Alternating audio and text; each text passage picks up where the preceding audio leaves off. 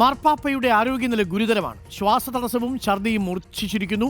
മാർപ്പാപ്പയെ വെന്റിലേറ്ററിലേക്ക് മാറ്റിയിരിക്കുന്നു. കൃത്രിമ ശ്വാസം നൽകുന്നുവെന്ന് വത്തിക്കാൻ അറിയിച്ചു. ശ്യാമ സദാനന്ദൻ, അല്പം നേരിയ നിലയിലേക്ക് എത്തിയതാണ്. ആരോഗ്യനില അല്പം മെച്ചപ്പെട്ടിരുന്നു. ഇപ്പോൾ വീണ്ടും വഷളായോ മാർപ്പാപ്പയുടെ ആരോഗ്യനില? അരുൺ, ഇന്നലെ മാർപ്പാപ്പയുടെ ആരോഗ്യനിലയിൽ നേരിയ പുരോഗതി ഉണ്ട് എന്നൊരു ആശ്വാസ വാർത്തയാണ് വത്തിക്കാൻ പുറത്തുവിട്ടത്. പക്ഷേ പെട്ടെന്നുണ്ടായ ഒരു ഛർദി കാര്യങ്ങൾ കൂടുതൽ വഷളാക്കിയിരിക്കുന്നു. ഇതേ തുടർന്ന് അദ്ദേഹത്തിന് കടുത്ത ശ്വാസതടസ്സം നേരിടുകയും അതേ തുടർന്ന് അദ്ദേഹത്തെ വെന്റിലേറ്ററിലേക്ക് മാറ്റുകയുമാണ് ചെയ്തത്. ഇപ്പോൾ കൃത്രിമ ശ്വാസം നൽകുന്നുണ്ട് എന്നും അറിയിക്കുന്നുണ്ട്.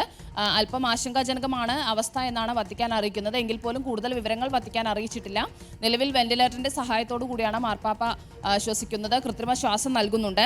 ഛർദിയെ തുടർന്നുള്ള ഒരു ശ്വാസതടസ്സമാണ് ഇപ്പോൾ നില വഷളാക്കിയത്. ആരോഗ്യസ്ഥിതി അതീവ ഗുരുതരം തന്നെയാണ്.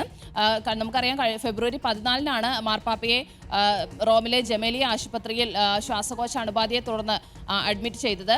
അന്നു മുതൽ അദ്ദേഹം ആശുപത്രിയിൽ തുടരുകയാണ്. ഇന്നലെ അദ്ദേഹത്തിൻ്റെ ആരോഗ്യനിലയിൽ നേരിയ പുരോഗതി ഉണ്ടായിരുന്നു. അദ്ദേഹം ചാരുകസേരയിൽ എണീറ്റിരിക്കുകയും ഭക്ഷണം കഴിക്കുകയും അദ്ദേഹം ചാപ്പലിലെ പ്രാർത്ഥനയിൽ പങ്കെടുക്കുകയൊക്കെ ചെയ്തു എന്നൊരു ആശ്വാസ വാർത്ത വത്തിക്കാൻ പുറത്തുവിട്ടതാണ്. പക്ഷേ പെട്ടെന്നുണ്ടായ ഛർദി ഈ കാര്യങ്ങളൊക്കെ വഷളാക്കിയിരിക്കുന്നു. നിലവിൽ റോമിലെ ജമേലിയ ആശുപത്രിയിൽ തന്നെ 10ാം നിലയിലുള്ള മാർപ്പാപ്പമാരെയൊക്കെ ചികിത്സിക്കുന്ന പ്രത്യേക വാർഡിലാണ് അദ്ദേഹം ഉള്ളത്. ശ്വാസകോശ അണുബാധയെ തുടർന്നുള്ള ചികിത്സയ്ക്കിടയിൽ തന്നെ അദ്ദേഹത്തിൻ്റെ വൃക്കകളുടെ പ്രവർത്തനത്തിലും പ്രശ്നമുണ്ടായിരുന്നു. എന്തായാലും നിലവിൽ ചികിത്സ തുടരുകയാണ്. ആരോഗ്യസ്ഥിതി ആശങ്കാജനകമാണ് എന്നാണ് അറിയുന്നത്. ആശങ്കാജനകമായി തന്നെയാണ് മാർപ്പാപ്പയുടെ ആരോഗ്യനില തുടരുന്നത്. വെന്റിലേറ്ററിലാണ് ഇപ്പോൾ മാർപ്പാപ്പ എന്നാണ് ഞങ്ങളുടെ റിസർച്ച് ഡെസ്ക് റിപ്പോർട്ട് ചെയ്യുന്നത്.